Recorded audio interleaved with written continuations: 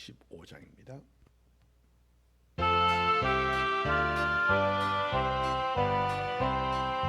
내 영혼아 찬양하라. 주님 앞에 엎드려 구속하신 넓은 은혜 높이 찬양하여라. 할렐루야 할렐루야. 은혜로우신 하나님.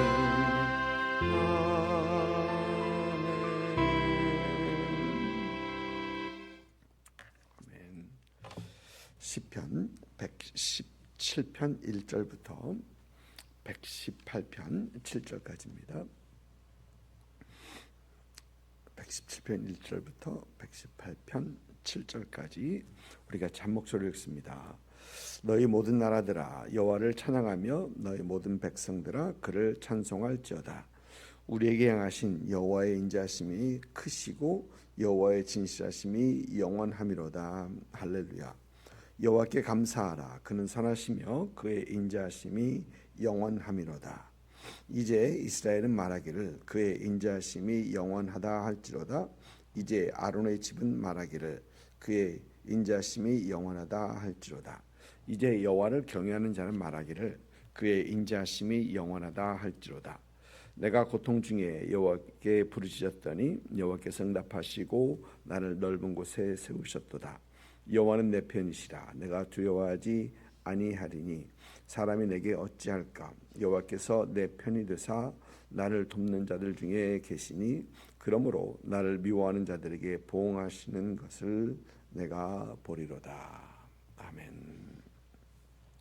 시편 115편부터 118편 8편은 할렐 시편 이 첫 번째 모음 중에서 이 6월절 만찬 네 번째 잔을 채운 후에 낭송했던 시입니다.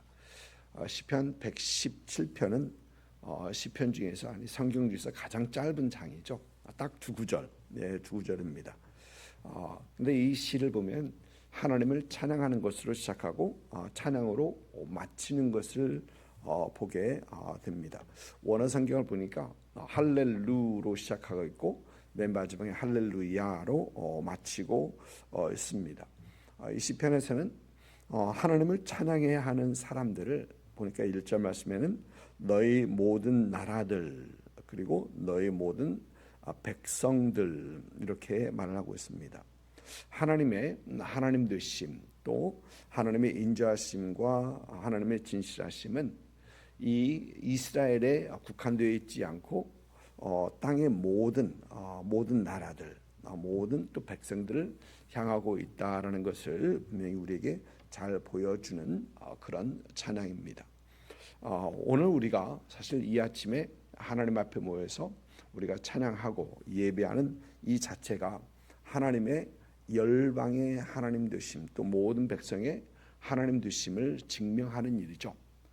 참 우리를 향한 하나님의 인자하심과 진실하심을 잘 보여주는 것이 바로 우리가 하나님 앞에 이스라엘 백성이 아닌 우리가 하나님 앞에 찬양하고 예배하는 것입니다. 하나님을 찬양하는 이유를 2절 말씀 보니까 여호와의 인자하심이라고 합니다. 영어 성경을 보니까 인자하심을 His love라고 얘기합니다. 사랑이라는 얘기죠. 헤세드라는 어떤 그런 단어입니다.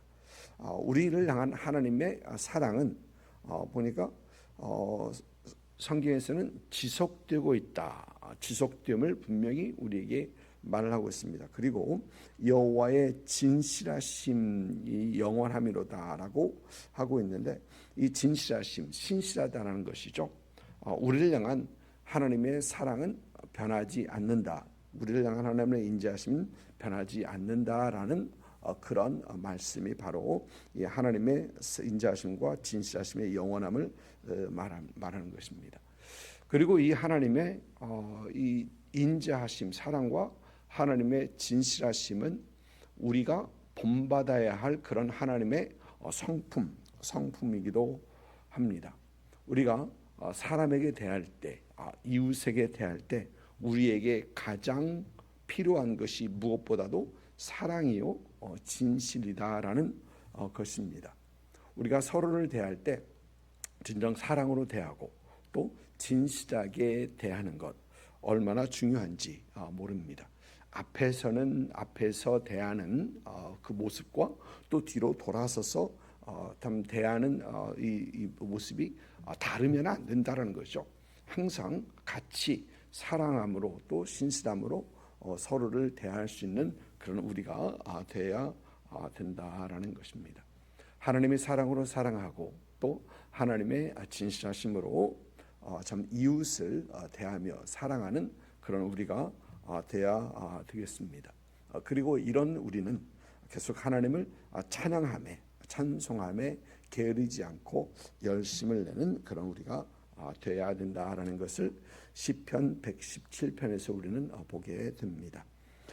이어지는 시편 118편에서는 이제 제사를 하나님 앞에 제사를 드릴 때 예배 드릴 때 이로 서로 주고받는 그 화답의 어떤 그런 성격을 띠고 있는 그런 찬송 시입니다. 제사를 드릴 때 하나님을 찬양하기 원하는 또 찬양하라라고 하고 또 찬양을 주고받는 어떤 그런 모습인데요. 2절 말씀을 보면 1절은 여호와께 감사하라 선하심의 인자하심이 영원함이로다라고 한 후에 2절에서는 온 이스라엘은 그의 인자하심이 영원할지로다. 그리고 3절은 이제 아론의 집 제사장들에게 하는 얘기죠. 제사장들도 그의 인자하심이 아론의 집은 말하기를 그의 인자하심이 영원함이로다. 또 이제 4절은 여호와를 경외하는 자라는 그의 인자하심이 영원함이로다. 영원하다 할지로다. 라고 하면서 같은 문구를 반복하면서 이제 하나님의 인자하심이 영원함을 찬양하는 어떤 그런 노래 고백하게 하고 찬양하게 하는 것이죠. 이스라엘을 향한 하나님의 인자하심, 이스라엘을 향한 하나님의 마음, 이 마음은 참 변함이 없는 어떤 그런 마음입니다. 이스라엘을 보면 이스라엘은 죄를 거듭하고 우리 성경에서는 구약 성경은 하나님께서 그들을 택하셨다. 하나님께서 그들을 사랑하셔서 계명을 주셨는데 그들은 하나님의 계명을 어기고 우상 숭배를 하고 하나님 앞에 범죄하고 또 하나님께서는 그들을 채찍질하셔서 다시 돌아오게 하시고 또 그들은 다시 범죄하고 이게 계속해서 반복되는 어떤 이스라엘의 역사를 보게 되는데요. 이스라엘을 향한 하나님의 인자하심은 그들이 잘할 때뿐만 아니라 그들이 잘못할 때도 그 하나님의 인자하심은 변함없으신 그들을 향한 하나님의 사랑은 멈추지 않는 것을 우리는 성경에서 분명 봅니다. 여러분 북왕국 이스라엘이 아수르에게 멸망했다고 해서 그들을 향한 하나님의 사랑이 끝났습니까?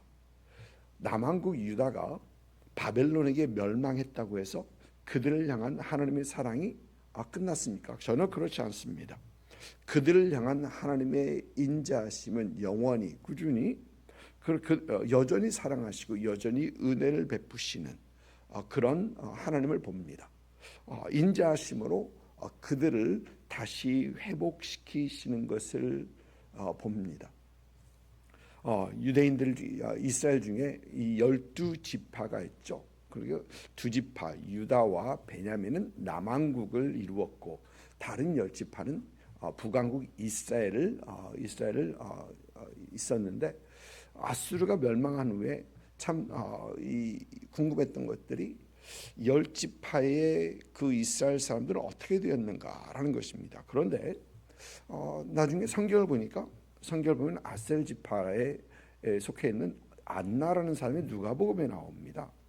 보면서 여기 아셀 지파의 사람이 아직도 남아 있고 여전히 유다 공동체에 속해 있구나라는 것을 보게 되고요. 또 그 하나님의 은혜는 사실 언제 전에 저희 교회 방문했던 어떤 외국 사람이 있는데 그 사람이 자기 라스네임이 아셀이라는 겁니다. 그래서 아셀 그러면 당시 유대인입니까? 그렇대요. 그러니까 아셀 지파를 자기가 그러면서 그러네.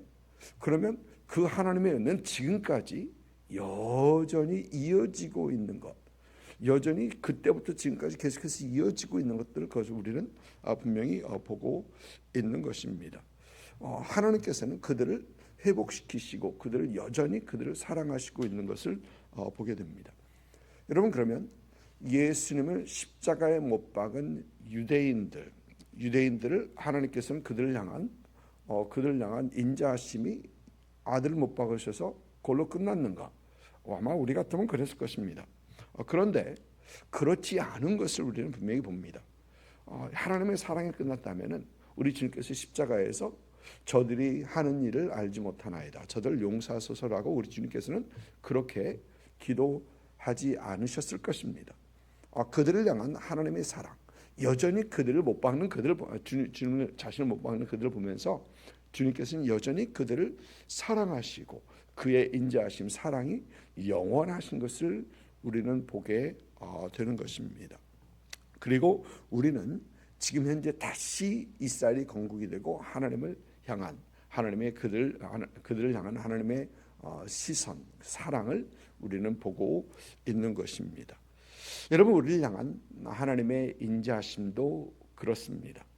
넘어지고 또 넘어지는 우리 자신이죠. 그런데 하나님께서는 이런 하나님께서 항상 기뻐하신 일을 하기 원하지만 그래도 그렇지 못한 우리를 보면서 하나님께서 우리를 떠나시나? 그렇지 않습니다. 하나님께서는 우리를 떠나지 아니하시고 여전히 하나님의 사랑으로 우리를 사랑하시는 그 하나님을 우리는 보게 됩니다. 오늘 말씀 5절 말씀 보니까 내가 고통 중에 여호와께 부르짖었더니 여호와께서 응답하시고 나를 넓은 곳에 세우셨도다라고 합니다. 이스라엘이 고통 중에 하나님 앞에 부르짖으니까 사사기를 보면 하나님께서 사사들을 세워서 그들을 다시 회복하시고 세우시는 그 하나님 봅니다. 여러분, 한둘이면 한 번, 두 번이면 모르겠는데 계속해서 사사기에서 보이는 게 7번이죠. 그러면 사사기에서 끝났느냐? 그렇지 않습니다. 그 후에 왕정 시대가 시작되면서 여전히 같은 일들이 반복되는 것을 우리는 보게 됩니다. 그들이 하나님 앞에 부르짖을 때 하나님께서는 그들을 기억하시고 그들을 들으시고 기억하시고 그들을 구원하시는 그 하나님을 보는 겁니다. 아마 우리 같았으면은 그 죄 중에 그들이 고통 중에 죄를 짓고 고통 중에 그들이 힘들어하고 어려워하면은 우리는 아마 쌤통이다, 아마 그랬을지도 모르겠습니다. 자업자득이지 너희가 그렇게 해놓고 라는 그런 얘기를 할지도 모르겠습니다. 그러나 하나님께서 그렇지 않습니다. 하나님께서는 여전히 그들이 하나님 앞에 부르짖기 원하고 하나님을 붙들기 원하는 것이죠. 또 부르짖는 그들을 하나님께서 불쌍히 여기셔서 들으시고 그들을 구원하시는 그 하나님의 사랑, 인자하심이 지속되는 것을 우리는 분명 보는 것이죠. 여러분, 지금도 그렇습니다. 우리가 하나님께 고통 중에, 힘들고 어려운 중에 하나님 앞에 부르짖으면 우리 하나님께서는 분명히 들으십니다. 그리고 우리를 응답하시고 인도해 주시는 하나님이시다라는 것입니다. 여러분, 왜 그렇습니까? 6절 말씀 보니까 여호와는 내 편이다. 7절 말씀에서도 여호와께서 내 편이 되사라고 합니다. 여러분, 하나님께서 우리 편인 걸 어떻게 우리는 압니까? 그것은 영원하신 하나님, 인자하심이 크고 하나님의 신실하심이 영원하신 하나님이시기 때문에 그렇습니다. 우리가 무엇을 잘 해서가 아니고 우리를 향한 하나님의 사랑과 우리를 향한 하나님의 진실하심은 변함없으시기 때문에 여호와 하나님은 나의 편인 것을 우리는 확신할 수 있다라는 것이죠. 그 얘기는 우리는 언제든지 하나님 앞에 우리의 문제들을 가지고 하나님 앞에 나올 수 있고 하나님 앞에 간구할 수 있고 하나님은 분명 들으시고 응답하시고 우리를 인도하시는 하나님이다라는 것입니다. 사도 바울은 이 하나님을 말하면서